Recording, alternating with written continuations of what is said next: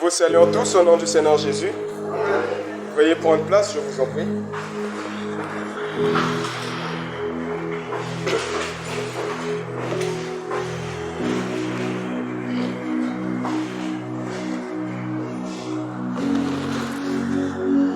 Que ce matin, le Seigneur se souvienne de son peuple.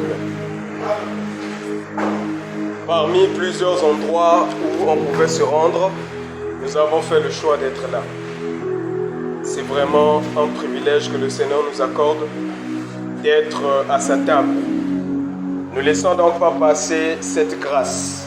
Au contraire, saisissons la grâce de Dieu afin de sortir de ces lieux étant bénis par le Seigneur. Nous disons que la parole de Dieu, c'est la base même de tout enfant de Dieu. Ça veut dire si on enlève la parole de Dieu, il n'y a pas d'enfant de Dieu. La parole, en quelque sorte, dans les jours passés, on avait illustré la parole comme étant un sédatif. Ceux qui travaillent au zoo, ou encore dans les pays étrangers, ceux qui prennent des animaux sauvages pour en faire des animaux domestiques, passent par ce procédé. C'est-à-dire, ils font une injection à cet animal sauvage pour que cet animal devienne docile et qu'il soit facilement domestiqué. Je ne sais pas si vous suivez ce que je suis en train de dire. C'est-à-dire qu'on ne peut pas prendre un animal à l'état sauvage et le mettre dans la maison, s'attendant à ce qu'il soit un animal domestique simplement comme ça. Il faut une injection qui puisse lui soumettre à la domestication. Le but de cette injection, c'est de couper certains de ses sens. C'est tuer en lui l'instinct sauvage et lui rendre comme tout animal domestique. Je ne sais pas si vous suivez. Et nous disons, sans mâcher les mots, toi et moi, nous sommes des animaux à l'état sauvage. Et la parole de Dieu, c'est l'injection qui nous domestique. Est-ce que vous comprenez ça? Et vous remarquerez que cette injection est renouvelable. Ceux qui travaillent au zoo et ceux qui prennent des animaux sauvages dans leur domicile renouvellent l'injection afin que l'animal continue à être domestiqué. Ça veut dire, si la dose de cette injection à l'intérieur de l'animal finit son effet, il revient à son état initial, c'est-à-dire à l'état sauvage. Du coup, tous ceux qui sont dans la maison deviennent à ses yeux des proies potentielles. Est-ce que vous comprenez? Que ce soit le maître qui l'avait pris, qui le nourrit tous les jours, ou le reste de la maison, à ses yeux, ils deviennent des simples proies qu'il doit chasser. Est-ce que vous comprenez ça? Nous disons donc, sans l'injection qui est la parole de Dieu, nous ne sommes différents en rien des païens. Voilà pourquoi certains s'étonnent. Oh, mais le frère tel qui était zélé, c'est lui qui a fait. Je cherchais à savoir depuis quand il avait pris l'injection. Si l'injection a expiré en lui, ce n'est que normal qu'il retrouve l'état sauvage. Est-ce que vous comprenez ça? Nous disons dans un langage un peu plus propre que l'homme a deux natures. Une nature que la Bible appelle le vieil homme et une nature que la Bible appelle la nouvelle nature. Est-ce que vous comprenez ça? Mais avant que l'homme reçoive une nouvelle nature, il y a d'abord la vieille nature qui est là. Quand tu es né dans ta vieille nature. Tout le comportement, positif, négatif, c'est dans ta vieille nature. Toutes tes habitudes, c'est dans ta vieille nature. Est-ce que vous comprenez ça? Maintenant, quand Christ arrive par la parole, par l'évangile, au travers du Saint-Esprit, nous recevons une nouvelle nature. Est-ce que vous comprenez? Mais la vieille nature ne disparaît pas. La vieille nature est simplement dominée. Est-ce que vous comprenez? Il n'y a pas une écriture où la Bible te dira que tu dois tuer le péché. La Bible nous enseigne à dominer sur le péché. Est-ce que vous comprenez? Ça veut dire que le péché est là, mais étant dominé. Ça veut dire que si tu perds la domination sur le péché, c'est le péché qui prend le dessus pour toi. Nous disons donc, la vieille nature, elle est là, mais elle est dominée. Maintenant, quand nous perdons la parole de Dieu, qui est cette influence spirituelle qui nous donne la force de nous dominer nous-mêmes, vous verrez que le nous prend le dessus. Et c'est là où certains s'étonnent. Ah, mais comment je me suis fâché jusqu'à ce niveau? La colère, elle est là. Mais elle est juste enfouie, elle est juste dominée. Quand elle monte, tu la calmes, tu dis tais-toi, descends encore. Est-ce que vous comprenez? Maintenant, pour continuer à maintenir le contrôle, pour continuer à maintenir la domination sur nous-mêmes, il nous faut écouter la parole de Dieu. Est-ce que vous comprenez? Certains vont dire, vous priez trop, tous les jours à l'église, tous les jours à l'église. Répondez à ces gens, je suis un animal à l'état sauvage. Je ne peux pas prendre l'injection, sans ça je suis agressif. Est-ce que vous comprenez ça? Le courant de jupon que tu étais est toujours là, mais tu le domines. Est-ce que vous comprenez ça? Tous tes vieilles caractères est là, mais tu les domines par la parole. C'est ça qui te donne la nouvelle nature que tu as. Est-ce que vous comprenez ça? Et pour maintenir cette nature, il faut obligatoirement écouter la parole de Dieu. Et s'il faut parler un langage humain, qui a déjà dit à son corps, toi aussi tu as mangé ce matin, tu me dis encore que tu as faim. Au contraire, tu vas aller ouvrir le congélateur, tu vas ouvrir le frigo, tu vas ouvrir les placards, chercher ce que tu dois mettre dans le ventre. Et il n'y a pas très longtemps, tu as mangé le matin. À midi, tu vas manger. Le soir, tu vas manger. Pour ceux qui aiment manger, avant même de dormir, tu vas manger. Il y a même certains qui se repèrent en plein milieu de la nuit pour manger. Vous voyez à quelle routine on est soumis dans ce corps. On ne se fatigue pas. On ne plaint pas le corps. On ne dit pas que non, toi aussi c'est trop. Depuis que le corps existe, depuis que tu es dans ce corps, jusqu'à l'âge que tu as, tu le nourris tous les jours. Et vois à quelle fréquence tu le nourris. Il y a de ceux qui nourrissent le corps 3 fois. Il y a de ceux qui nourrissent 2 fois. Il y a de ceux qui vont au-delà. C'est-à-dire le corps ne se repose pas chaque fois, toujours grignoté. Le corps ne se repose que quand il dort. Est-ce que vous voyez ça? Nous disons que si la gourmandise naturelle existe, nous disons normalement c'est la gourmandise spirituelle qui devait dominer. C'est-à-dire on doit remarquer l'homme à tout moment désirer manger. Est-ce que vous comprenez? La nourriture que tu manges au quotidien, tu l'achètes. Sans argent, tu n'en as pas. Mais la nourriture spirituelle, elle est disponible gratuitement. Ça veut dire s'il y avait lieu d'être gourmand, il faut être gourmand spirituellement. Parce que tu t'en procures gratuitement. Imagine, on te dit, toi tu as accès à toutes les boutiques. Ce qui te fait plaisir, tu prends. C'est ouvert pour toi 24 heures sur 24. Comment tu vas devenir? On va défoncer la porte de ta maison pour l'agrandir. Obésité. Parce que tu ne vas pas perdre une seule seconde. Il y a même des choses que tu vas prendre pour ne pas les manger. Pour que ce soit ce moment-là. Nous disons, ce caractère doit prévaloir d'une manière spirituelle. On doit constater que les enfants de Dieu sont à la recherche de l'aliment spirituel. L'avantage, c'est que tu peux être nourri par la bouche d'un prédicateur, tu peux aussi être nourri toi-même. En lisant simplement, et avec l'Esprit Saint qui t'habite, tu seras nourri. Est-ce que vous comprenez ça? Il n'y a pas que la parole qui nourrit, mais même quand tu es en prière, en présence de Dieu, l'âme est en train d'être nourrie. Est-ce que vous comprenez? C'est ça que nous devons rechercher plus que tout pour être des enfants de Dieu fortifiés. Je ne sais pas si on se fait comprendre. C'est ça la pensée que le Seigneur nous communique ce matin, ayant l'esprit du manger. Et je dirais encore une chose, toujours dans le cadre du manger, c'est-à-dire dans le cadre de la parole de Dieu. Si vous voyez un serviteur qui se torture, qui se tue, qui fait des gymnastiques pour plaire au peuple, sachez que vous avez affaire à un homme qui a oublié sa nature, un homme qui a oublié qui il est, et un tel homme ne peut pas communiquer la vie. Le vrai serviteur de Dieu, c'est celui qui se préoccupe de ce que son patron lui a donné comme directive. Est-ce que vous comprenez ça? Et Paul dit, je ne serai plus un serviteur de Dieu si je plaisais encore aux hommes. Plaire aux hommes, c'est quoi? C'est dire des choses sur mesure. Ah, là-bas c'est le lot des donateurs, c'est eux qui font l'église d'un point de vue financier. Mais déjà je sais que le frère c'est désormais. Maintenant, je vais me mettre à souligner sur ses fautes, sachant qu'il est dedans.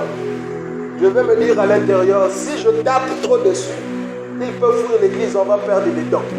Alors que nous disons, l'église c'est l'église de Jésus. S'il décide que dans l'église, il ne restera que 5 âmes, mais sauvées, il en restera 5. Ne vous fiez pas à la foule. En fait, 10 000, mais 10 000 perdus. Mieux vaut être peu nombreux, mais avec le salut de Dieu. Mieux vaut être peu nombreux, mais avec la crainte de Dieu. Est-ce que vous comprenez ça? Et la seule chose qui procure la crainte, nous disons, ce n'est que la parole de vérité. Amen. C'est juste. Et la parole de vérité, quand elle sort, elle est sans mélange. Est-ce que vous comprenez ça? Quand la parole de vérité sort, c'est difficile que ça fasse plaisir à la chair. Difficile. Et j'irais même jusqu'à dire, la parole n'a pas été conçue pour le plaisir de la chair. Parce que la Bible dit, la chair a des désirs contraires à ceux de l'esprit. Mais si nous prêchons la parole pour l'esprit qui t'habite à l'intérieur, ça veut dire ce qui va faire plaisir à ton âme ne le fera pas plaisir à lui. Parce que les choses qu'on dira à ton âme sera contraire à ce que lui veut. Est-ce que vous comprenez ça? La preuve en est, là où tu es assis, tu dis déjà, papa, avance un peu vite, le temps. Et toi, tu vas tirer en longueur pour ne rien dire. Tu vois déjà, après commencer, tu veux déjà rentrer dans la notion du temps. Est-ce que vous comprenez ça? La chair est compliquée. Mais c'est cette chair-là qui va te conduire à la perdition. D'où il faut que tu écoutes la parole de vérité. Et nous disons, la parole de vérité est faite pour les enfants de Dieu. Ça veut dire, si tu n'es pas un enfant de Dieu, tu ne pourras pas supporter la parole de Dieu. La preuve en est, Christ, pendant son ministère, était arrivé au point où il avait maintenant 70 disciples confirmés, qu'il envoyait même en mission, qui accomplissaient des miracles en son nom et qui revenaient faire des éloges. Christ balance la parole. Et des 70 disciples qu'il avait maintenant, il ne lui en restait que 12 comme au départ. Christ dit, mais où sont les autres disciples? Mais vous, pourquoi vous êtes restés? Vous ne partez pas. Pierre dit, Seigneur, où irions-nous?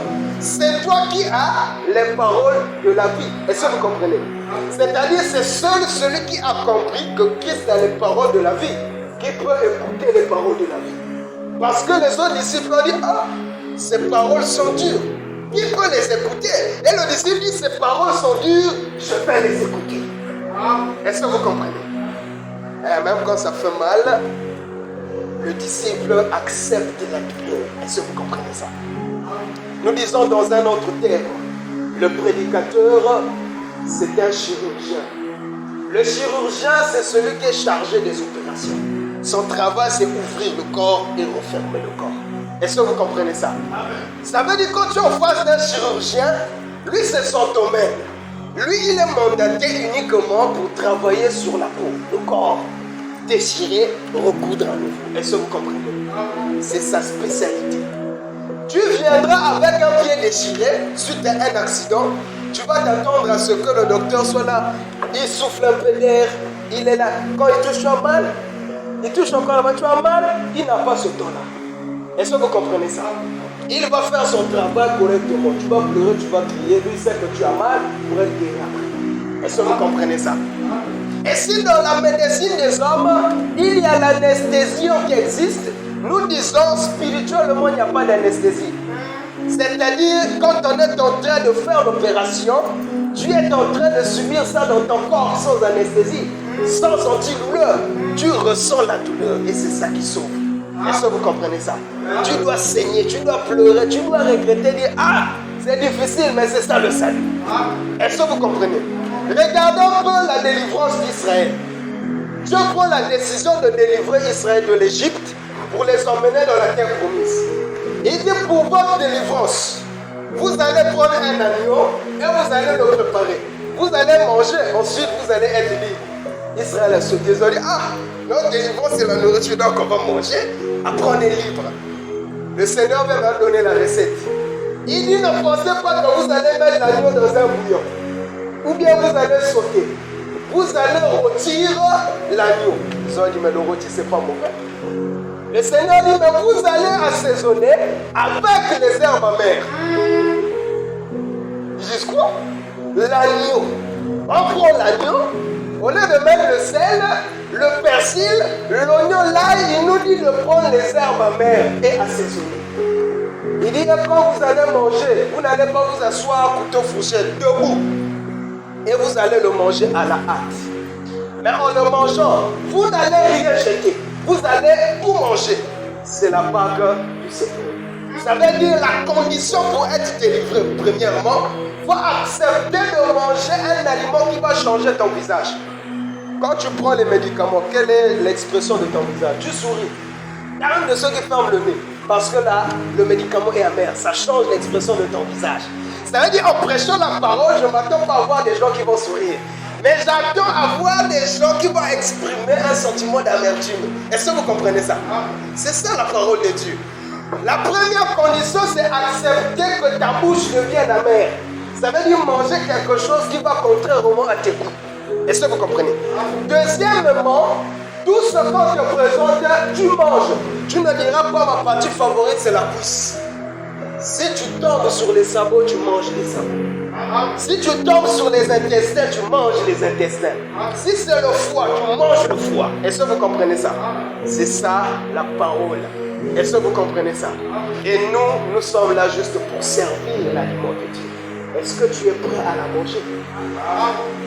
Ça veut dire, si tu comprends la notion de la Pâque, tu comprendras que tu n'as pas un problème avec le prédicateur. C'est plusieurs fois le prédicateur d'un mauvais œil. Ils disent, mais il aime faire le mal. Donc quand les gens ont mal, lui, ça lui fait plaisir. Laissez-moi vous dire que moi, comme vous aussi, je suis victime de la même parole. Ça veut dire, pendant que je suis en train de faire le travail, je dirais qu'il y a aussi un travail qui est fait sur moi. Et de tous, celui qui souffre le plus, c'est le prédicateur. Parce qu'avant que vous ne puissiez manger, j'ai d'abord mangé. Vu que je suis à la cuisine, je dois goûter. Est-ce que vous comprenez? Avant que vous ne touchiez à cette amertume, c'est moi d'abord qui l'ai ressenti. Parce que l'ensemble du plat, le Seigneur me l'a livré, la recette et tout. Pendant que je cuisine, je goûte en même temps. Donc j'ai d'abord ressenti moi-même l'amertume avant de servir. Est-ce que vous comprenez? Pour dire que la parole concerne premièrement le prédicateur. Voilà pourquoi Paul a dit à Timothée, veille sur ton enseignement, veille sur toi-même. En faisant cela, tu te sauveras d'abord toi-même et tu sauveras ceux qui t'écoutent. Nous disons, on ne peut pas prêcher une parole qui sauve les gens si on n'est pas soi-même sauvé. Est-ce que vous comprenez? Voilà pourquoi nous avons toujours dit, ce qui fait la parole dans une église, ce n'est pas la parole que peut avoir un ministre de Dieu. Ce n'est pas l'allure à laquelle il parle. Ce n'est pas la façon dont il manipule le français. Ce n'est pas les gestes qu'il fait en prêchant. Certains même disent, ah, le pasteur, il a l'onction quand il prêche. L'onction, c'est quoi? L'onction, c'est l'huile. Quand on parle de l'onction, ça veut dire une personne qui est loin. Une personne qui est loin, c'est une personne sur qui on a mis l'huile. Or que c'est symbolique. Spirituellement, par rapport à la révélation, l'huile symbolise maintenant le Saint-Esprit. Donc quand tu dis que ce pasteur a l'onction, tu sous-entends qu'il a l'huile. Maintenant, si toi tu penses que l'onction c'est le dégagement physique, il bouge, il va à gauche à droite, tu attends pas à côté. Est-ce que vous comprenez? Parce que tu vas découvrir qu'il y a des ministres qui fument le chanvre avant de prêcher. Ça veut dire que c'est l'onction chanvrale. Est-ce que vous comprenez ça? Ça n'a rien à voir avec le Saint-Esprit. Il y a des prédicateurs drogués, donc quand ils viennent les yeux tout rouges, vous pensez qu'il est en train de prier, il est en présence de Dieu. Or qu'il est sous l'influence de produits illicites. Est-ce que vous comprenez ça? Donc, ne vous fiez pas à l'apparence, mais fiez-vous à ce qui sort. Et nous disons, pour que la parole impacte une vie, elle doit être accompagnée de la puissance de Dieu. Mais comment une parole peut être accompagnée de la puissance de Dieu si Dieu n'habite pas d'abord la personne qui prêche? Voilà pourquoi nous disons, l'homme ne peut que donner ce qu'il a. Si je n'ai pas le Seigneur, je ne peux pas vous communiquer le Seigneur. Impossible. Est-ce que vous comprenez ça? Voilà pourquoi réjouissez-vous quand vous avez devant vous des serviteurs qui craignent Dieu. Et priez aussi pour ces serviteurs. Parce que le diable déteste de telles personnes. Est-ce que vous comprenez? Voilà pourquoi la plupart des chutes, c'est souvent les serviteurs de Dieu. Parce qu'ils sont plus suffisants. Le diable sait que s'il fait taire un serviteur de Dieu, il va affecter plusieurs de ceux du peuple qui ne vont plus bénéficier de la grâce de ce dernier. Est-ce que vous comprenez? Voilà pourquoi Paul disait toujours au peuple, priez pour moi. Et je le dis aussi, priez pour moi. Que le Seigneur continue à me maintenir dans la vérité. Est-ce que vous comprenez ça? Nous avons débuté un thème depuis le mardi. Nous avons poursuivi le jeudi et nous continuons aussi aujourd'hui. Le thème est intitulé le culte. Nous avons dit ce thème est grand et ce thème aura beaucoup de sous-thèmes. Le premier sous-thème qu'on a eu dans ce thème intitulé le culte, c'est la sacrificature. Dans le sous-thème sacrificature, on a sorti 3 sous-thèmes encore. La sanctification, faire un avec l'animal, préparer l'autel. Ceux qui étaient là dans la semaine en bénéficient. Et on ne va pas revenir totalement sur tout ce qu'on avait dit à cause des absents. Impossible. Ceux qui se sont absentés vont se rabattre auprès de ceux qui étaient présents pour prendre des enregistrements. Ça nous permet d'avancer dans ce que nous faisons. Nous avons déjà parlé sur la sanctification. Et nous avons dit, en qualité de sacrificateur que nous sommes, c'est-à-dire en tant que descendant du souverain sacrificateur Aaron, qui n'est autre que Jésus-Christ lui-même, nous avons le droit d'exercer le sacerdoce. Le sacerdoce, ce n'est rien d'autre que le service dans le temple. Est-ce que vous comprenez ça? Et en qualité de sacrificateur que nous sommes, d'après les Écritures données, l'Écriture qui nous dit que Christ, par son sacrifice, a fait de nous un royaume des sacrificateurs. Ça veut dire toi et moi sommes sacrificateurs. Et ce qui fait qu'un sacrificateur soit appelé sacrificateur, c'est l'œuvre de la sacrificature. Et l'œuvre de la sacrificature, c'est tout un processus. Et si vous comprenez cette base, quand nous allons entamer la suite dans la semaine, vous allez la comprendre facilement parce que ça, c'est la fondation que nous posons. Et nous avons dit, le sacrificateur ne montait pas sur l'autel, il commence à offrir. Non, il se lavait d'abord les mains dans la cuve des reins. Nous avons dit, la cuve des reins, c'est juste un symbole qui nous parle de la sanctification. Est-ce que vous comprenez ça? Pour ceux qui ne savent pas ce que c'est la sanctification, c'est juste un mot qui signifie rendre saint. Est-ce que vous comprenez ça? Donc, quand tu parles de la sanctification, ça veut dire que tu parles de devenir saint. Quand tu dis Seigneur, sanctifie-moi, c'est que tu as dit Seigneur, rends-moi saint. Est-ce que vous comprenez? Ça veut dire, avant que le sacrificateur ne monte sur l'autel, il doit d'abord s'assurer qu'il est saint. Est-ce que vous comprenez? Mais qu'est-ce qui fait qu'une personne ne soit pas sainte? C'est le péché. Est-ce que vous comprenez? Donc quand le péché s'enlève, la personne automatiquement devient sainte. Est-ce que vous comprenez ça? Et nous disons, ce qui rend le sacrificateur saint, c'est l'eau qui est dans la cuve. Est-ce que vous comprenez ces choses-là? Quand il met l'eau, et là il les met dans l'eau, il se nettoie les mains. Le Seigneur considère ce signe symbolique comme étant la sanctification de sa personne même. Du coup, le Seigneur le considère maintenant pur pour pouvoir sacrifier sur son autel.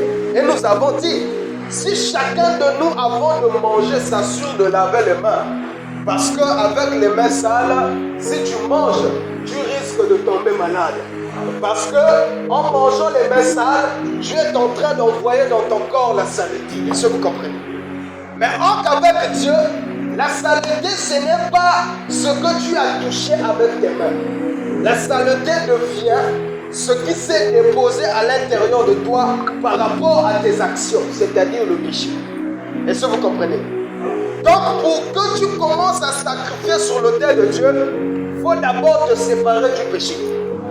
Pour se séparer du péché, la solution, c'est juste se laver les mains dans l'eau. Et nous avons dit que l'eau véritable, c'est le Seigneur Jésus lui-même qui accorde à toute personne le pardon. Nous avons donc dit, quand tu viens en présence de Dieu, ne te presse pas. Prends d'abord le temps de faire une prière de sanctification. Ça veut dire, lave-toi d'abord les mains correctement. Est-ce que vous comprenez ça? Et nous disons, ce que l'homme a le courage de dénoncer, c'est ce qu'il évalue comme étant moins grave. Ce que l'homme n'ose pas dire, c'est ce qui le tue véritablement. Est-ce que vous comprenez ça?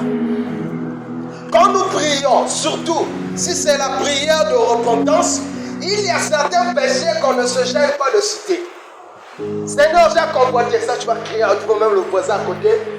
Va écouter que non, il y a un frère qui se repent de la convoitise. Seigneur, j'ai menti. Est-ce que vous comprenez ça?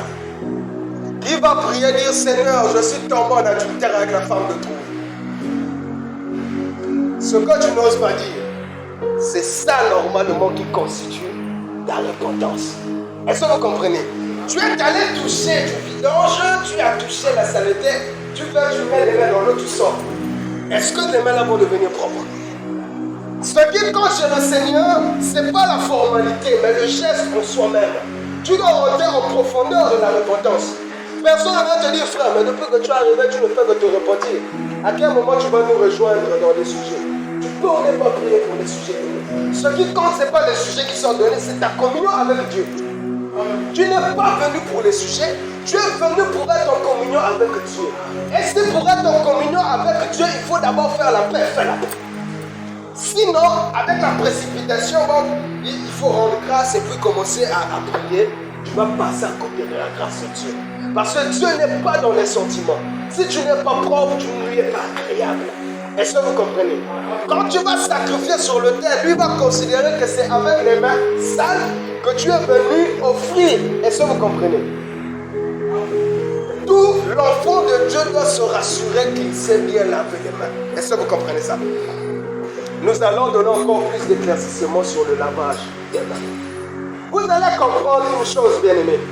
Ça, c'est ce que le diable n'aime pas qu'on dise à l'église. Je ne t'ai jamais posé la question pourquoi je suis souvent faible. Je n'ai rien fait. J'étais fortifié hier. Je ne me suis même pas avoir fait quelque chose. Mais pourquoi je suis faible? Je ne t'ai jamais posé la question. Tu n'as jamais constaté ça. Tu es fort, mais tu deviens faible. Mais quand tu réfléchis, tu te sens pas avoir commis quelque chose de grave qui t'a affaibli. Ça t'est jamais arrivé. Bien aimé, c'est en se posant des questions que le Seigneur répond. Parce qu'il dit demander. Tant que tu ne lui demandes pas, il ne te répondra pas.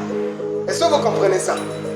Et c'est quelque chose qui m'a beaucoup intrigué tout le long de ma marche. Parce que j'en étais victime. Aujourd'hui fort, demain faible. Aujourd'hui fort, demain faible. Quel est le problème?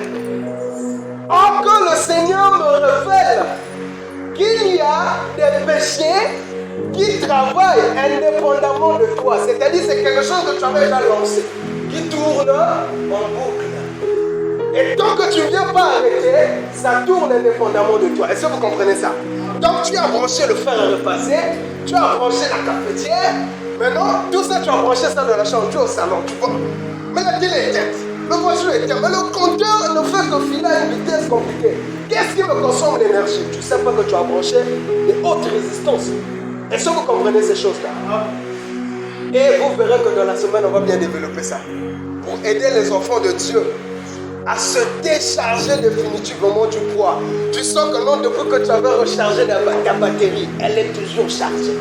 Et c'est ce genre d'enfant de Dieu dont le diable a peur. Il n'a pas peur des batteries qui se déchargent d'eux-mêmes. Il y a de ces jours, le diable ne fournit plus d'efforts. Il dit même, Michael, toute la charge, là, ça va descendre. On ne va rien faire. Le processus est déjà lancé. Est-ce que vous comprenez? Maintenant, il faut détruire toutes ces choses-là. Pour que quand la batterie elle est rechargée, qu'elle demeure chargée. Ça, c'est dans la suite, dans la semaine. Si tu en veux, viens. Est-ce que vous comprenez? On continue. Rassure-toi que tes mains sont lavées avant de sacrifier. Ça, c'est des énigmes que nous donnons. Maintenant, qu'est-ce que ça veut dire concrètement? Est-ce que vous comprenez? Pour ceux qui ne connaissent pas assez la parole de Dieu, quand on parle de sacrifier, ils peuvent commencer à mystifier. Ah, ils vont c'est l'excès. Non, on va éclaircir pour éviter l'ambiguïté. Est-ce que vous comprenez ça? Se laver les mains, c'est la prière que tu fais de repentance. La prière de repentance, c'est quand tu demandes pardon à Dieu. Mais le pardon, pour que Dieu te l'accorde, c'est un processus. Le processus, c'est quoi? C'est que tu dois au préalable te décider d'abandonner. Et quand tu lui demanderas pardon, il te l'accorde. Ça veut dire tout pardon que tu lui as demandé sans la pensée de laisser, il ne t'a jamais pardonné. Est-ce que vous comprenez ça? Dans ton quotidien, tu voles souvent au travail. Donc quand tu sors du travail, tu as toujours un petit colis. Quelque chose que tu as volé au boulot. Si tu es ouvrier, tu sors du plein quelque chose que tu as pris au chantier. Ça veut dire, tant que tu ne prends pas la résolution d'abandonner ce type de pratique, ne demande jamais pardon pour le vol. Parce que ton péché demeure. Est-ce que vous comprenez ces choses-là? Et même si tu n'as pas volé aujourd'hui, mais comment le désir du vol t'habite, ça fera qu'en toi, ça travaille toujours. Parce que toutes ces fois où tu as volé, ces péchés-là sont restés en toi. Le vol ne t'a jamais été pardonné. Ça tourne toujours. Est-ce que vous comprenez? Vous voyez ce qui nous décharge? Chaque fois, ne pense pas que le Seigneur, quand j'avais menti, non, quand j'avais volé, j'ai dit Seigneur, pardonne-moi, il m'avait pardonné. Donc là, j'ai volé à nouveau et je vais lui demander pardon pour ce vol. Demande pardon toutes les fois où tu as volé parce qu'aucune fois il t'avait pardonné. Tant que le désir demeure, le pardon n'est pas. Donc même si c'est depuis l'année 2001 que tu as commencé à voler jusqu'aujourd'hui, tous tes vols sont toujours sous ton compteur. Est-ce que vous comprenez? Le Seigneur décide de pardonner quand la personne délaisse. Voilà pourquoi l'Écriture dit, celui qui avoue et délaisse. Est-ce que vous comprenez ça? Avouer c'est bien, ça c'est facile, on le fait. Mais le Seigneur pour pardonner, il faut délaisser. Est-ce que vous comprenez? Et délaisser, c'est une décision que tu prends intérieurement. Tu dis, je n'en veux plus. Est-ce que vous comprenez? Il y a aussi un délaissement temporaire. Est-ce que vous comprenez? C'est comme quand le vent souffle sur un arbre. Les feuilles sont agitées. Ah Seigneur, pardonne-moi le vent, j'arrête. Mais, quand les difficultés font surface, on voit que l'homme plonge encore dans le vol. C'est que tu n'avais pas délaissé. Alors que le Seigneur, la Bible dit, c'est lui qui sonde le cœur et les cœurs. Donc quand tu as pris la leçon, je délaisse. Lui, il a fait la lecture et dit, quand les temps difficiles viendront, il va encore rouler. Est-ce que vous comprenez ces choses-là? Il y a beaucoup de choses à dire dans les jours à venir. Vraiment, le Seigneur veut préparer son église dans le sens où les enfants de Dieu doivent être éveillés spirituellement et mener une vie spirituelle épanouie. Est-ce que vous comprenez? Le diable n'a pas peur de celui qui vient à l'église. Le diable n'a pas peur de celui qui crie Amen. Le diable n'a même pas peur de celui qui prêche la vérité. Le diable a peur de celui qui vit la parole de Dieu. Est-ce que vous comprenez? C'est la seule chose qui lui fait peur. Parce qu'un homme qui vit la parole de Dieu, c'est un homme intouchable. Maintenant, par la parole, il faut vous éveiller pour faire de vous des intouchables. Est-ce que vous comprenez ça? Le sacrificateur lave d'abord les mains. Il s'assure que les mains sont propres. Il prend son temps. Il s'assure que les mains sont propres. Si ton voisin à côté dort, il faut le réveiller. Ça, c'est l'œuvre de Satan. Comment on donne un bon plat, les gens dorment. C'est pas un bon signe. Veille sur celui qui est à côté de toi, c'est une bonne chose. Après que les mains soient lavées, l'homme devant Dieu devient propre. Pourquoi les mains doivent être lavées? Parce que le sacrificateur, c'est lui qui sert à manger sur la table de Dieu. Est-ce que vous comprenez? Ça veut dire que les mains du sacrificateur doivent être propres. Maintenant, quand le sacrificateur lave ses mains sont propres, qu'est-ce qu'il va faire? Il ne va pas monter sur l'autel et lancer une corde sur le sacrifice, commencer à tirer le sacrifice. Non. Il va d'abord prendre le sacrifice. Il va imposer les mains sur le sacrifice. Et ensuite, il va égorger le sacrifice, prendre le sacrifice, mettre sur l'autel. Ça veut dire, avant que l'animal monte sur l'autel pour être brûlé, il faut d'abord que le sacrificateur impose les mains sur l'animal. Or, en imposant les mains sur l'animal, le sacrificateur prononce des paroles. Parce que dans le sacerdoce lévitique, nous avons dit qu'il y avait 5 types de sacrifices. Il y avait l'holocauste, le sacrifice d'action de grâce, le sacrifice d'expiation, le sacrifice de culpabilité et le sacrifice de consécration. Tous ces sacrifices n'étaient pas donnés de la même manière. L'Holocauste, c'est un sacrifice qui était donné en entier, on n'enlevait rien.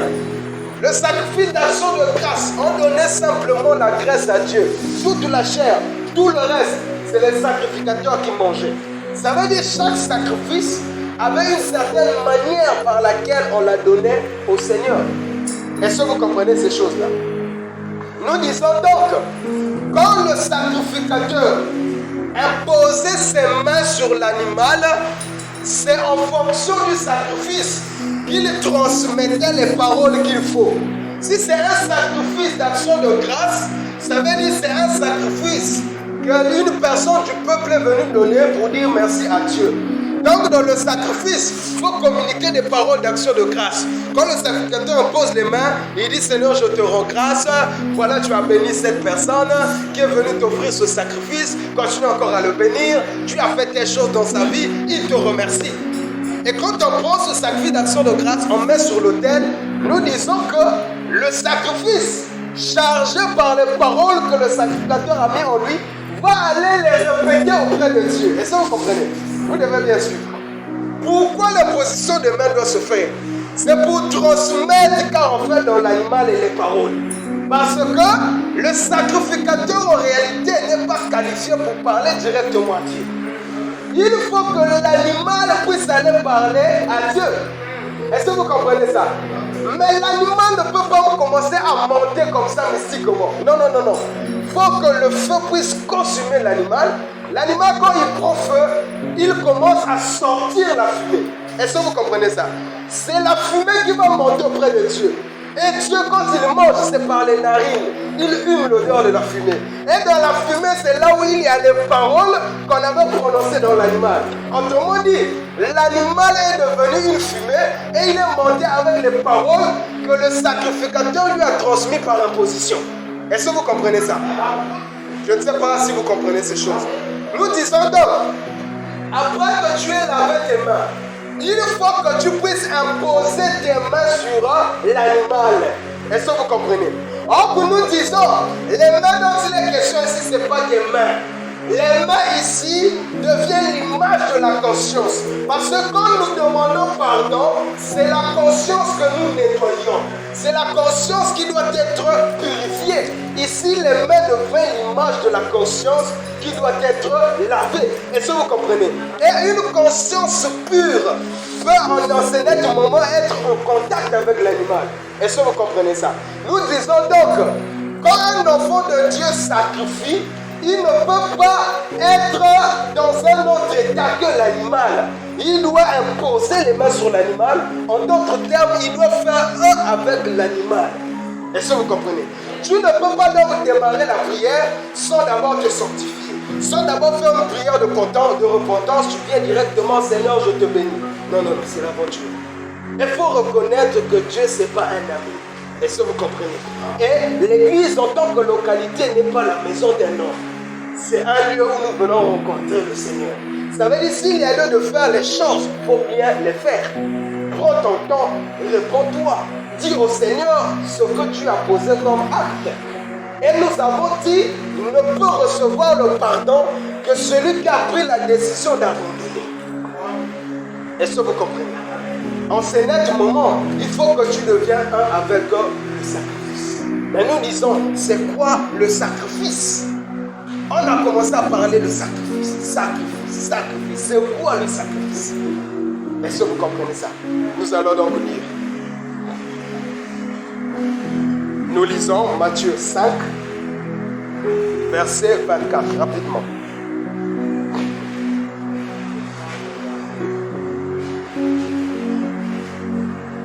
Laisse-la dans le monde devant lequel. Prends le verset 23 et tu descends, s'il te plaît. Si donc tu présentes dans le monde à lequel et que là tu te souviens que ton père a quelque chose contre toi, laisse-la dans le monde devant lequel et va d'abord te réconcilier avec ton frère. Puis, bien présentée dans nos comptes. Que Dieu bénisse la lecture de sa parole. Je ne sais pas si vous avez suivi. La Bible dit, si tu t'apprêtes à offrir ton sacrifice sur l'autel et que tu te souviens que tu as un problème avec ton frère, que tu n'as pas encore résolu, laisse le sacrifice. Pas d'abord arranger. Ça veut dire que le Seigneur t'envoie d'abord laver les mains. Est-ce que vous comprenez? Parce que si tu as un problème avec ton frère, c'est que tu n'es pas en bon terme avec ton frère. Donc la Bible dit, recherchez la paix avec tous. L'enfant de Dieu n'est pas ennemi avec quelqu'un. Tu iras en enfer. Est-ce que vous comprenez ça? L'enfant de Dieu n'est pas ennemi avec quelqu'un, mais il a des ennemis. Quand on veut, non, tu auras toujours des gens qui ne vont pas t'aimer, qui seront ennemis avec toi, mais toi n'es pas des ennemis. Ça veut dire si tu avais une nette, tu n'as bien un petit côté pour me causer un va vers la personne. Dis, je me repens de ce que j'avais dit. Je suis un enfant de Dieu, j'avais mal parlé. Est-ce que vous comprenez? Quand tu fais ça, tu as mis un point dans ta vie, tu as dit, je ne peux pas être sauvé. Dis-le fois pour causer un tu as fermé la porte du ciel. Donc tu ne vas pas vers cette personne. Tant que tu ne t'humilies pas, le salut ne t'est pas accessible. Est-ce que vous comprenez? Nous disons que le salut c'est pour les hommes. Si tu n'es pas capable d'aller voir une personne et demander pardon, tu es encore orgueilleux. Et la Bible dit les orgueils n'hériteront pas le royaume des cieux. Le premier pas qu'un enfant de Dieu doit faire, c'est apprendre à demander pardon et apprendre à pardonner. Tu ne seras pas sauvé. Est-ce que vous comprenez? Parce que la Bible dit, si tu ne pardonnes pas à ton frère, le Seigneur aussi ne te pardonnera pas. Donc quand tu refuses de pardonner, c'est à toi-même aussi que tu refuses de pardonner. Parce que si tu ne pardonnes pas, le Seigneur aussi ne peut pas te pardonner. Donc si tu es dans une parcelle, là où il y a des maisons, quand tu passes, si quelqu'un sort, toi si tu passes, tu regardes même pas. Arrange ça déjà. Est-ce que vous comprenez? Mieux vaut saluer une personne qui ne te salue pas que d'entrer dans la danse et n'est pas salué. Quand tu salues, c'est un signe qui dit je n'ai rien avec toi. Ma conscience, elle est pure vis-à-vis de toi. Est-ce que vous comprenez ça? C'est ce que nous enseignons à l'église. Est-ce que vous comprenez ça? On n'enseigne pas la haine. On n'enseigne pas le mal pour le mal. On enseigne la vie de Christ. Et la vie de Christ, c'est la droiture, c'est l'humilité, c'est la simplicité, c'est le pardon. Est-ce que vous comprenez? Quand tu t'apprêtes à sacrifier sur l'autel, si tu te souviens que tu as un problème avec ton frère, laisse le sacrifice. Le Seigneur va dire que même si tu sacrifies, il ne va pas t'écouter. Parce que tu as un problème, il résout. Ça veut dire qu'il t'envoie d'abord laver les mains avant de prendre l'animal et mettre sur l'autel. Il t'envoie d'abord à la sanctification, pas d'abord te purifier, parce que tu es sale. Est-ce que vous comprenez ça? Plusieurs, même dans la famille, ne se parlent pas. Oncle Ayendoki. Moi, si j'ai perdu ma première fille, mais tu as laissé accès. Nous disons que quand tu es debout dans une vie spirituelle, tu ne peux rien perdre. Ça veut dire d'une part, tu dois reconnaître que tu as une part de responsabilité dedans. Si ça arrivait, c'est aussi par ta faute. Soit parce que tu ne connaissais pas le Seigneur, soit parce que tu étais hypocrite. Est-ce que vous comprenez ça? Nous-mêmes, les sorciers, on les cause. Tu es conscient que l'oncle de la famille, l'oncle, c'est lui qui fait la pagaille de la famille. On les cause. Sans hypocrisie, on les salue, on les cause. S'il a même de manger, on mange avec eux. Est-ce que vous comprenez? On ne fait pas le sorcier. On l'affronte. Est-ce que vous comprenez ça? Quand il y a des feuilles qui tombent, il y a des nattes là où on dort pas. Là, la mère là et la maman là vient du village, j'avais écouté les échos. Tu n'es pas enfant de Dieu. Il faut aller dormir. C'est elle qui va changer le natte et dire, ah, quoi, vous allez mourir sur ce place à caca. Est-ce que vous comprenez? C'est pas l'inverse. C'est pas l'enfant de Dieu qui fouille le sorcier, c'est le sorcier qui fouille l'enfant de Dieu. Est-ce que vous comprenez? Est-ce que tu as déjà vu? Tu prends une lumière de camp, une bougie, une ampoule, une torche. Tu rentres dans un lieu obscur. Quand tu rentres, la bougie s'éteint. Tu as déjà vu ça? Dès que tu rentres, le ténèbre disparaît, la lumière tombe. C'est toujours le ténèbre qui prend tout. Est-ce que vous savez que là où nous sommes, il y a le ténèbre? C'est parce qu'il y a le soleil, on ne voit pas le ténèbre. Dès que le soleil se couche, le ténèbre dit je suis là. Le ténèbre a toujours été là. On vit en permanence dans le ténèbre. Mais c'est la lumière qui vient dominer le ténèbre. Ça veut dire tant que le soleil est là, le ténèbre ne peut pas surgir. Est-ce que vous comprenez ça? C'est ça la nature de l'enfant de Dieu. Nous te le rappelons. Le sacrifice, nous commençons à arriver. Là-bas, la Bible dit, quand tu veux sacrifier, si tu te souviens avoir un problème, arrange d'abord avant de sacrifier. On continue à poursuivre pour découvrir le sacrifice. On est dans Hébreu. Hébreu 13, 15.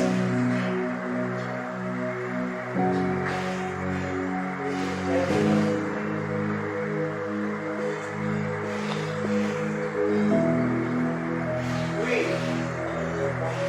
par lui, offrons sans cesse à Dieu un sacrifice de louange, c'est-à-dire le fruit de lèvres qui confesse son nom. Que le Seigneur bénisse la lecture de sa parole. Je ne sais pas si vous avez suivi.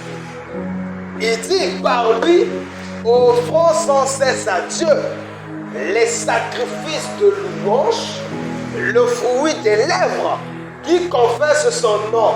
Ça veut dire, quand on est devant Dieu et qu'on ouvre la bouche pour parler, aux yeux de Dieu, notre bouche, les paroles qui sortent de notre bouche, devient un animal. Ça devient un sacrifice qu'on est en train de brûler sur l'autel. Est-ce que vous comprenez? Là, le sacrifice, ce n'est plus un animal physique, ça devient les paroles qui sortent de notre bouche. De cette façon, on se peut comprendre. Donc, en d'autres termes, la prière, c'est ça le sacrifice. Donc, s'il y a lieu de reformuler l'écriture de Matthieu 5, nous allons dire, quand tu t'apprêtes à prier et que tu te souviens avoir des problèmes avec ton frère, laisse la prière. Est-ce que vous comprenez ça? Parce que nous avons lu dans Hébreu que le sacrifice, c'est le fruit des lèvres. Donc, la prière. Est-ce que vous comprenez ça? Donc, s'il est de revenir nous disant, après que tu te sois sanctifié par une prière de repentance, tu t'apprêtes à entrer en présence de Dieu pour passer un moment de prière, c'est-à-dire un moment de sacrifice. Il faut que tu sois un avec l'animal. Si l'animal c'est la prière, nous disons donc, il faut que tout ton être soit connecté avec ce que tu dis. Est-ce que vous comprenez? Parce que dans l'église, on voit des spectacles aujourd'hui. Quelqu'un qui est en train de sacrifier. C'est-à-dire, tu vois que la personne sacrifie, mais il ne sait pas réellement ce qu'il est en train de faire. Si le sacrifice c'est la prière, en supposant quand une personne prie, il sacrifie. Est-ce que vous voyez ça? Seigneur, je te rends grâce, je bénis ton nom.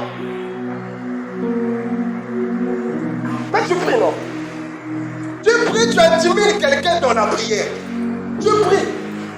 Oh, mais tu ne comprends pas ce que tu fais. Certains vont dire à l'enfant, qu'importe, tout lien sur la table, en pleine prière. L'argent la met sur la table. Laisse.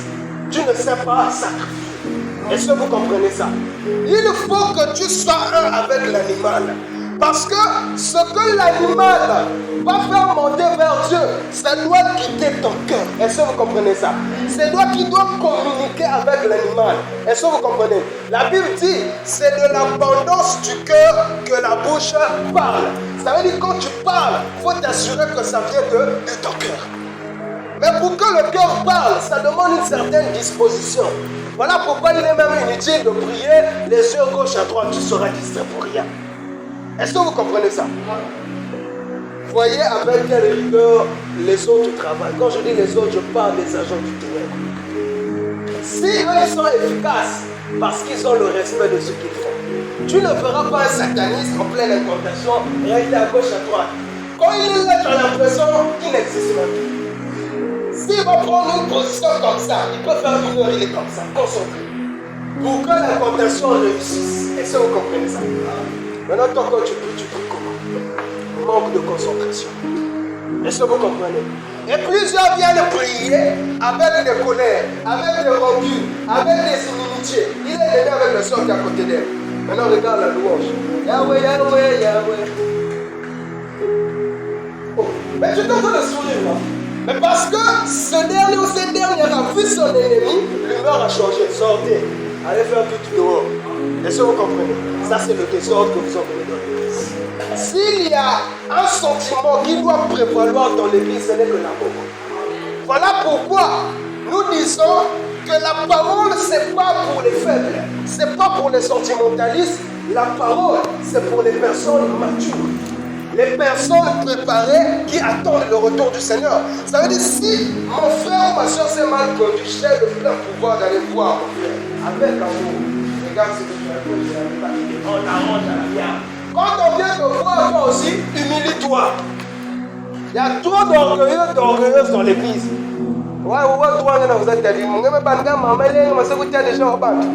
Est-ce que c'est une affaire de commencer maintenant?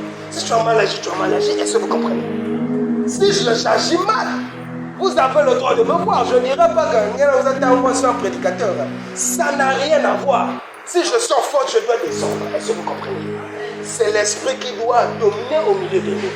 Est-ce que vous comprenez? Et dans un tel esprit, je ne crois pas qu'on ait des ennemis au milieu de nous. Parce que ce qui devait faire qu'on soit ennemi, on a déjà résolu à l'amiable. Je t'ai dit, tu as écouté, tu as compris, tu as arrêté. Ah, tu avais dit sur moi quelque chose que je n'avais pas aimé. Ah bon, pardonne-moi. Ça passe. Est-ce que vous comprenez? Pourquoi créer des sectes, des groupes? Ça, c'est le groupe de ceux qui sont contre ceux-ci. Ça, c'est le groupe de ceux qui sont contre ceux de là-bas. Dans l'église, ça ne doit pas exister. Et alors que ces choses-là existent dans une église, ce qu'on a fait au diable un trône. Il est là, c'est calme. Mais comme Dieu n'aime pas la concurrence, quand vous installez le diable, il s'en va. Continuez avec ce que vous faites. Est-ce que vous comprenez? Voilà pourquoi aujourd'hui on a l'impression, c'est comme si la puissance de Dieu est étouffée. Mais c'est nous qui l'étouffons par notre mauvais comportement. Est-ce que vous comprenez ça? Et ceux qui nous voient à l'extérieur, ils ont quelle image de nous? L'église a parce qu'ils savent. Est-ce que vous comprenez? Si ces comportements sont visibles jusqu'à l'extérieur, je dis c'est même une malédiction. Parce que c'est à cause du comportement qu'on parle de l'église. Chose qui ne doit pas se faire. Est-ce qu'on peut avancer? On vous a dit dès le début, la parole ne fait pas plaisir. Et le prédicateur n'est pas là aussi pour faire plaisir, mais pour parler à vos âmes pour que le salut soit accessible. Le sacrifice, c'est la prière. Ça veut dire s'il y a un moment qu'il faut qu'un enfant de Dieu respecte, c'est quand l'enfant de Dieu prie. Est-ce que vous comprenez ça? Quand tu pries, ne cherche pas quelque chose d'autre. Cherche la communion avec Dieu. Cherche à être en contact avec Dieu. Par tous les moyens possibles, cherche à ce que tu puisses sentir Dieu. Est-ce que vous comprenez ça? Et nous disons, l'animal peut être sur l'autel. Parce que nous allons parler de l'autel. L'animal peut être sur l'autel. Mais tant que le feu ne consume pas l'animal, l'animal ne peut pas monter vers Dieu sous forme d'une fumée. Ça veut dire la seule chose qui convertit l'animal en fumée, c'est le feu. Est-ce qu'on est d'accord? Je ne sais pas si vous suivez. La seule chose qui convertit l'animal en fumée, c'est le feu. Ça veut dire tes paroles brutes, ta prière à l'état brut, Dieu ne peut pas l'exaucer. Est-ce que vous comprenez? Tu as quelle capacité pour prier Dieu? Il faut que le feu puisse passer sur l'animal, changer l'animal en fumée. Et c'est la fumée qui va monter vers Dieu. En d'autres termes, nous disons, c'est le feu qui fait monter l'animal. Donc le feu ne consume pas l'animal, la fumée ne peut pas monter. En d'autres termes, c'est le feu qui vient changer l'animal pour que l'animal devienne une fumée. Or que Dieu ne mange que la fumée parce que lui il mange par les narines. Lui c'est l'odeur de la fumée qui l'intéresse. Mais la seule chose qui change l'animal en fumée, c'est le feu. Il y a beaucoup des hôtels sans feu. Depuis qu'on avait posé l'animal dessus, ça n'a jamais consumé. Il y a des hôtels de Baal, est-ce que vous comprenez?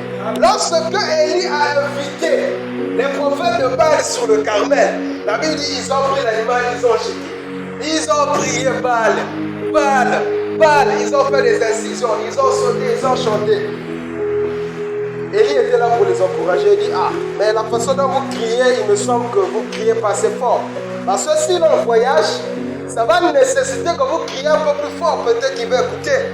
Et j'ai oublié, peut-être qu'il dort. Criez encore un peu plus fort pour le réveiller. Ils ont tout fait, Baal n'a pas répondu. Est-ce que vous comprenez? Ça veut dire faut que le feu puisse consumer l'animal. Est-ce que vous comprenez? Donc sans le feu, il n'y a pas sacrificature. Parce que la sacrificature ne se limite pas à mettre l'animal sur l'autel. Ce qui finalise la sacrificature, c'est le feu. Est-ce que vous comprenez? Mais est-ce que sur ton autel, il y a le feu? Est-ce que vous comprenez ça? Est-ce que sous ton autel, il y a le feu? Et si l'autel doit avoir le feu, nous disons l'autel en question, c'est quoi? Nous allons lire. Nous aimons marcher avec les Écritures. On est dans Malachie 1. La lecture sera longue. Hein? Le frère doit être vraiment efficace. Malachie 1, 6 à 13. Rapidement.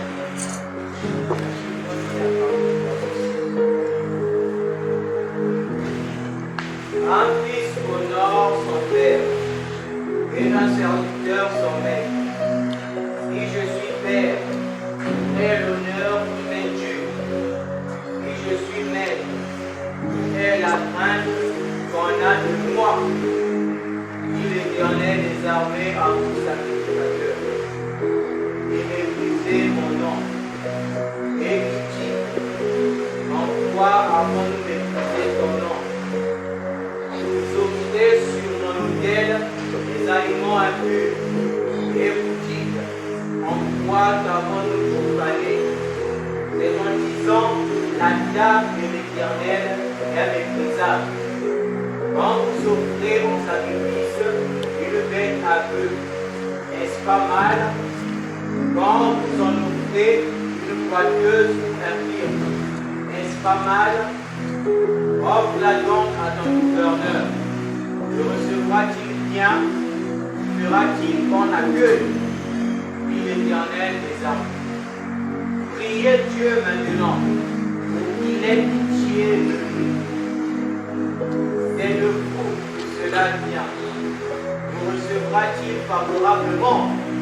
Dit l'Éternel des armées. Lequel de vous fermera les portes pour que vous n'allumiez pas en vain le feu sur mon autel? Je ne prends aucun plaisir en vous, dit l'Éternel des armées. Et les offrandes de votre main ne me sont point agréables, car depuis le lever du soleil jusqu'à son couchant, mon nom est grand parmi les nations. Et en tout lieu on brûle l'encens en l'honneur de mon nom. Et l'on présente des offrandes pures, car grand est mon nom parmi les nations, dit l'Éternel des armées.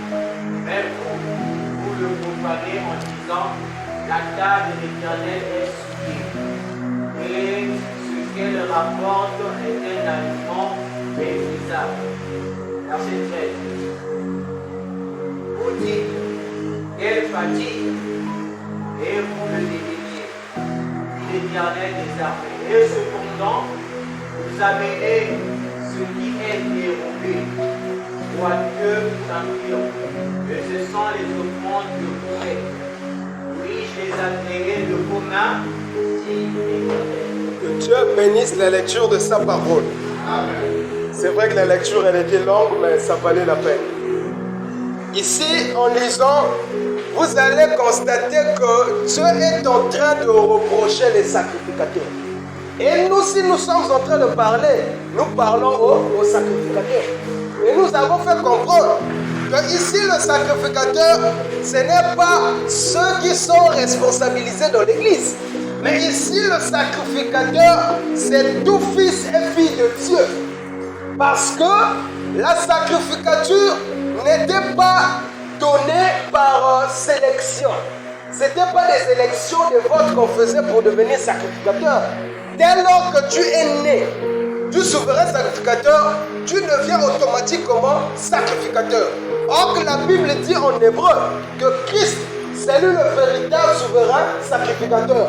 Et à tous ceux qui l'ont reçu, il leur donne le pouvoir de devenir ses enfants. Donc si nous sommes enfants de Christ, et que Christ est souverain sacrificateur, ça fait de nous automatiquement des sacrificateurs, sans exception. Est-ce que vous comprenez ça? Donc là, quand l'Éternel est en train de s'adresser aux sacrificateurs dans Malachie, je dis que ça nous concerne parce que nous aussi nous sommes sacrificateurs. Maintenant, qu'est-ce qu'il leur reproche? Il dit, vous offrez sur mon autel des animaux avec des défauts. Vous offrez des animaux chétifs, vous offrez des animaux aveugles, vous offrez des animaux ayant des défauts corporels. Il dit, si tu pars vers ton gouverneur, ton président, est-ce que tu vas lui emmener un animal chétif, aveugle ou boiteux, et il va t'accepter de bon cœur? Est-ce qu'il va t'accueillir? Il dit non. Si tu ne peux pas offrir un animal qui a des défauts à ton gouverneur, pourquoi vous mettez sur mon autel des animaux qui ont des défauts? Est-ce que vous comprenez? Et quand il poursuit dans sa réclamation, il va dire, je vais lire au verset 12. Mais vous le profanez en disant, la table de l'Éternel est souillée. Là, l'Éternel fait comprendre aux sacrificateurs que l'autel sur lequel vous venez mettre des animaux impurs, des animaux avec des défauts, c'est ma table. Est-ce que vous comprenez? Donc le sacrificateur, c'est lui qui met à manger sur la table de Dieu. Maintenant, qu'est-ce que tu mets sur sa table? Et nous avons expliqué que le sacrifice ici, c'est l'image de la prière. Si donc la prière c'est un animal, ça veut dire qu'il y a aussi des animaux avec des défauts. Est-ce que vous comprenez ça? On va arriver parce que il y a des gens qui offrent des animaux impurs sur l'autel de Dieu. Il y a des gens qui offrent des cochons, des crapauds sur l'autel de Dieu. Est-ce que vous comprenez ça? Des animaux sans yeux, des animaux avec beaucoup de défauts. Mais dès lors déjà que tu passes au moins 4 heures du temps devant Novelas, tu finis de te rassasier des images Novelas, tu es beaucoup fatigué, plein de sommeil, tu te jettes au chevet du lit. Seigneur, je te bénis, le diable, je te bénis aussi. Tu oublies que tu priais, tu commences même à ronfler. Ah, j'étais en train de prier. C'est déjà arrivé à qui? Qui va soulever le doigt? Si ça t'est déjà arrivé, c'est que tu as offert sur l'autel de Dieu un animal impur. Est-ce que vous comprenez ça? Plusieurs même quand il prie, à la fin de mon livre, qu'est-ce que tu disais de ta prière? Il ne sait pas. Il a fait le perroquet. Lui sait que quand je fais une prière de repentance, je dis, notre Père, grand Dieu, pardonnez mes péchés. C'est comme ça. Quand il prie pour manger, il dit, mon Père, grand Dieu, bénis le repas. Ce sont des récitations, ça ne change pas. Alors que nous disons, la prière c'est une conversation. Imagine une femme qui te dit tous les jours la même chose. Quand tu viens, bonjour chérie, tu manges à table, bon appétit chérie, tu commences à donner bon nuit chérie, tu vas te fatiguer. Il faut qu'il y ait une variation de conversation. Ah, comment au boulot? Ah, demain on va plus parler du boulot. Demain, ah, il y a ton petit frère qui était passé là. Est-ce que vous comprenez? Ce changement-là, ça fait quelque chose. Tu viens devant le Seigneur, tous les jours les mêmes récitations. Nous disons, un homme qui a le Saint-Esprit ne peut pas faire des prières par récitation. Les prières, c'est par inspiration. Est-ce que vous comprenez ces choses-là? Ça, c'est pour celui qui a le Saint-Esprit. Maintenant, chaque fois que tu ne prends pas le soin d'abord de te sanctifier et que dans l'aventure tu viens prier, dis-toi que tu sacrifies un animal impur sur l'autel de Dieu. Or, l'autel, c'est la table de Dieu. Chaque fois que tu pries dans la distraction, tu es fatigué, tu vas d'abord faire autre chose, tu as consacré ton temps à des bêtises. Tu viens, le peu d'énergie qui te reste, mélanger au sommeil, c'est ce que tu veux donner à Dieu. Dors pour toi. Parce que de Dieu ne vient pas seulement la bénédiction, de Dieu vient aussi la malédiction. Est-ce que vous comprenez ça? Et si c'est Dieu qui te maudit, vraiment tu es mal parti. Parce que ce n'est pas la malédiction d'un sorcier dont Dieu va te délivrer. C'est la malédiction de Dieu lui-même dont personne ne peut te délivrer. Est-ce que vous comprenez ça? Est-ce que vous comprenez là où nous voulons arriver? C'est-à-dire, la prière, elle est sacrée. Si tu n'es pas disposé à prier, dors. Est-ce que vous comprenez ça? Mieux vaut avoir affaire à un homme pour que Dieu te délivre que d'avoir affaire à Dieu. La Bible dit, si tu as affaire à Dieu, qui te délivrera de sa main? Personne. Est-ce que vous comprenez ça? C'est-à-dire, la prière doit être considérée comme étant quelque chose de sacré. Quand tu veux offrir sur l'autel de Dieu, rassure-toi que l'animal que tu mets sur l'autel est un animal pur. Parce que l'autel, c'est la table de Dieu. On est d'accord? Il y a aussi des prières de formalité. Est-ce que vous comprenez? C'est-à-dire, tu es conscient que tu n'es pas en bonne communion avec Dieu, mais comme tu es à l'église, il faut prier. Ah, tu fais ta petite formalité. Oh Seigneur, oh quoi, tu dis ce qu'il faut dire. Dès lors que tu n'es pas en contact avec Dieu, tu sacrifies un animal impur. Est-ce que vous comprenez? Parce que tu n'es pas en communion avec l'animal. Or, la communion, c'est l'imposition des mains. Est-ce que vous comprenez? Or, l'imposition des mains ne peut que se faire si l'homme est disposé. Est-ce que vous comprenez? Nous avons dit que l'autel, c'est la table. Maintenant, nous allons découvrir cette table réellement, c'est quoi? Et nous allons finir avec le feu qui doit consumer l'animal. On va lire. On est dans Proverbe 7, versets 2 jusqu'à 3.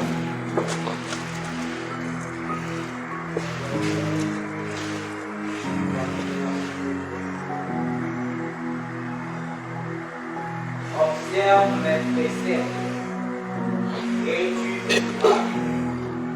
Garde mes enseignements comme la prunelle. Lis-les sur tes doigts.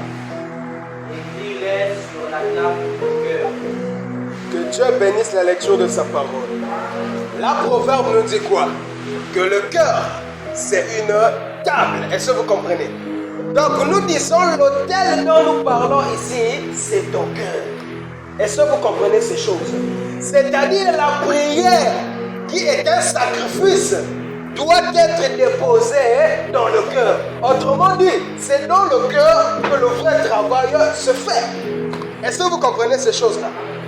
Et nous disons, si l'autel, c'est le cœur de l'homme, et nous disons que le sacrifice, ce n'est rien d'autre que la prière. C'est-à-dire, quand tu pries, il faut te rassurer que la prière vient de ton cœur. Voilà pourquoi Dieu a reproché à Israël. Il dit, vous me priez ou encore vous m'honorez des lèvres, mais vos cœurs sont éloignés de moi. Est-ce que vous comprenez? Ça veut dire le grand travail, c'est dans le cœur. Est-ce que vous comprenez ces choses-là? Mais le cœur, si c'est un autel, en respectant les normes de la sacrificature, nous disons donc que l'autel qui est le cœur doit être préparé. Parce que dans le sacerdoce lévitique, avant de mettre l'animal sur l'autel, on préparait d'abord l'autel. Maintenant, comment se faisait la préparation de l'autel? On va lire. C'est par là qu'on va finir. On n'a plus de temps. Rapidement. On est dans Lévitique 6, verset 12.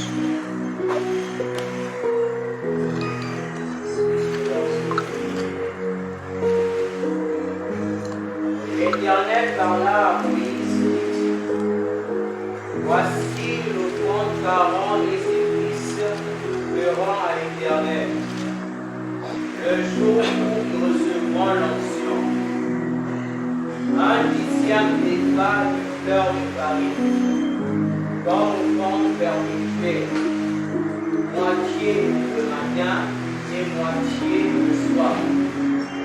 Elle sera préparée à la poêle avec l'huile. Repars au verset 1 jusqu'au verset 2. L'Éternel parla à Moïse et dit, donne cet ordre à Aaron et à ses fils, et dit, voici la loi de l'Holocauste. L'Holocauste restera sur le foyer de l'autel toute la nuit jusqu'au matin. Et le feu brûlera sur l'autel. Ok, prends le verset 5 jusqu'à 6. Le feu brûlera sur l'autel, il ne s'éteindra point. Chaque matin, le sacrificateur y allumera du bois, arrangera l'holocauste et brûlera la graisse des sacrifices d'action de grâce. Le feu brûlera continuellement sur l'autel et ne s'éteindra point. Dieu bénisse la lecture de sa parole. Là, nous sommes dans la préparation de l'autel. Nous disons l'autel de l'Éternel était toujours en feu. Est-ce que vous comprenez ça? Le feu de l'autel des holocaustes ne s'éteignait jamais. Est-ce que vous comprenez ça? Parce qu'à tout moment, on pouvait sacrifier. Est-ce que vous comprenez? Et nous disons, si l'autel c'est ton cœur, mais le feu qui doit brûler dans l'autel, c'est quoi? Parce qu'on a dit que c'est le feu qui vient brûler le sacrifice. Et c'est le feu qui fait monter le sacrifice sous forme d'une fumée vers Dieu. Ça veut dire si le feu n'est pas allumé sur l'autel, tous les sacrifices que tu vas mettre dessus sera zéro. Est-ce que vous comprenez? Et si l'autel c'est ton cœur, ça veut dire que toutes les prières que tu vas adresser à Dieu sans le feu ne seront pas agréées. Ça veut dire pour que ta prière soit agréée, elle doit devenir une fumée. Est-ce que vous comprenez? Donc la fumée c'est le feu qui doit consumer l'animal. Mais c'est quoi le feu? Ici on a dit quand l'autel était préparé, le feu qui était là ne devait jamais s'éteindre. Est-ce que vous comprenez? On va voir le feu et on va s'arrêter là. On est dans Romains 8, 26 à 27.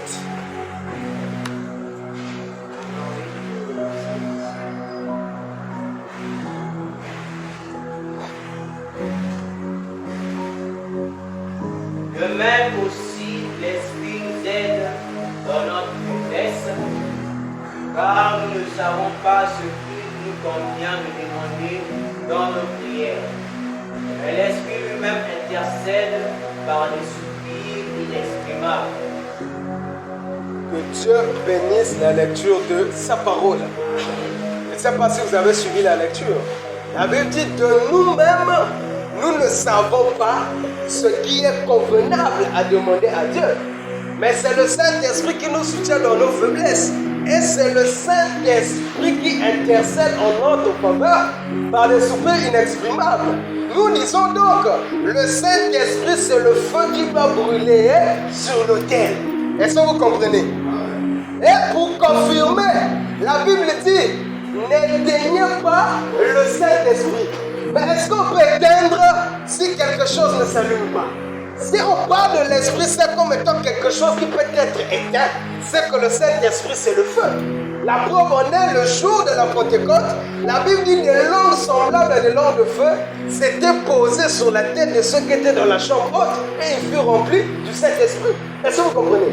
Donc le Saint-Esprit, c'est ça le feu qui est sous l'autel pour consumer les sacrifices. Et nous traduisons pour dire, le sacrifice c'est la prière que tu adresses à Dieu. L'autel c'est ton cœur, donc c'est la prière que tu adresses de tout ton cœur. Mais tu peux prier de tout ton cœur. Si le Saint-Esprit ne t'habite pas pour brûler ce sacrifice, ça ne va pas aller vers Dieu. Parce que c'est le Saint-Esprit qui intercède en notre faveur par des soupirs inexprimables. Pourquoi le Saint-Esprit doit intercéder? Parce que si on laisse l'homme parler à Dieu, l'homme ne sait pas ce qu'il doit demander à Dieu. Tu peux être menacé au boulot, tu dis Seigneur, je veux que tu tues mon patron. Le Saint-Esprit va prendre le sacrifice. Lui maintenant, il va faire monter ça sous forme d'une fumée. Ça veut dire qu'il transforme l'animal. Quand tu as mis un animal, mais quand le feu brûle, ça devient une fumée. Le Saint-Esprit saura comment transporter ce que tu as dit. Le Saint-Esprit ne va pas conduire ça vers Dieu disant qu'il faut tuer le patron. Il dira simplement qu'il a besoin de la faire au bouillon. Est-ce que vous comprenez ça? Donc c'est le Saint-Esprit qui sait ce qui est convenable à demander. Est-ce que vous comprenez ça? Si on te laisse toi-même demander, Seigneur, donne-moi le mariage, le Saint-Esprit dira non, elle n'est pas encore prête. Même si on lui donne ici, il va faire souffrir le monsieur de tout. Il va maintenant faire monter vers Dieu. Ah Seigneur, hein, elle en a besoin, mais c'est pour plus tard. Est-ce que vous comprenez? C'est le feu qui consume le sacrifice. Est-ce que vous comprenez ça? Maintenant, il faut maintenir le feu allumé. Est-ce que vous comprenez? Parce que plusieurs font des prières à Dieu sans exaucement parce que le feu n'est jamais constant. Aujourd'hui, le feu est allumé, demain le feu s'éteint. Or, la Bible dit, le feu de l'autel était continuellement allumé. Il y a des gens qui ne gardent jamais une bonne communion avec Dieu de Christ qu'un seul jour. Donc, lui, sa justice, c'est pour des heures. Il peut bien démarrer sa journée, mais avant que le soir n'arrive déjà, journée me démarre. Certains peuvent même faire 3 jours, même une semaine de justice. La deuxième semaine, chute. Il va encore faire 3 mois de chute, il vient se relever encore pour faire encore 2 jours de justice. Chute encore. Une année, il patauge, il est là, il se bat. Il vient encore se relever pour faire 1 jour de justice. Nous disons, c'est pas comme ça. L'autel doit être maintenu allumé. Est-ce que vous comprenez? Mais ce n'est pas de ta faute. Si tu chutes à chaque fois pour revenir réellement encore des années après, parce que tu dois être enseigné. Est-ce que vous comprenez ça? Maintenant, nous disons, dans la semaine, on va montrer aux enfants de Dieu comment maintenir le feu de l'autel allumé. Comment arriver à maintenir une communion spirituelle stable. Est-ce que vous comprenez? Il faut que tes yeux soient ouverts. Parce que ce qui te fait chuter, c'est ce qui vient. Mais si tu deviens capable de voir ce qui vient, tu ne vas plus chuter. Mais il faut que tu apprennes à voir autrement pour éviter la chute. Est-ce que vous comprenez? Tu es fort, mais il faudrait qu'on puisse te révéler ta force et te montrer comment t'en servir pour être au mieux de tes capacités et demeurer fort. Est-ce que vous comprenez ça? Ça, c'est dans la semaine que nous aborderons là-dessus. Ce que les enfants de Dieu doivent retenir, c'est que le culte est sacré.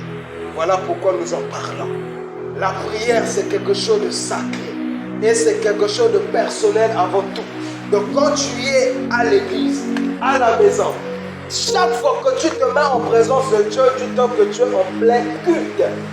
Est-ce que vous comprenez ça?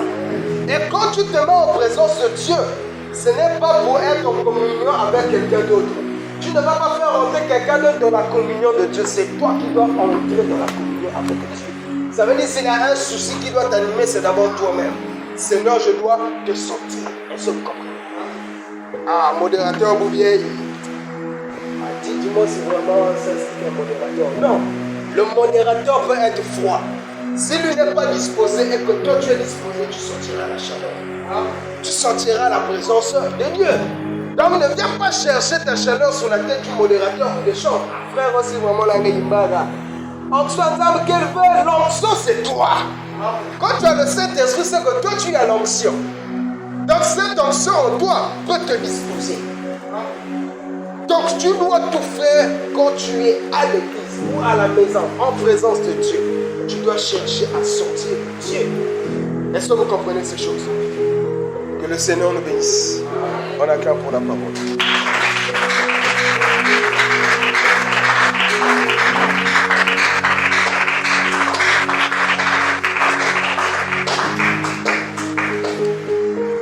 Nous rendons gloire au Seigneur Jésus qui continue à nous soutenir dans ce thème.